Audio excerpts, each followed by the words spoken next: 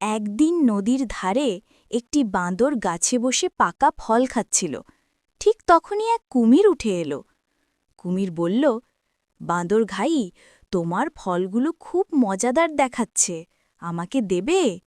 বাঁদর মুচকি হেসে বলল, দেব, কিন্তু তুমি নদী পার হয়ে আমাকে তোমার পিঠে বসিয়ে এক চক্কর ঘোরাবে। কুমির খুশি হয়ে রাজি হল। বাঁদর তার পিঠে উঠল। নদীর মাঝখানে গিয়ে কুমির বলল, আসলে আমি তোমাকে খেতে চাই। আমার বউ বলেছে বুদ্ধিমান প্রাণীর হৃদয় খেলে নাকি মাথা আরো ভালো কাজ করে। বাঁদর সঙ্গে সঙ্গে হাসল, ও তাই নাকি? কিন্তু আমি তো আমার হৃদয় গাছেই রেখে এসেছি, আমাকে তীরে ফিরিয়ে দাও, আমি সেটা নিয়ে আসি।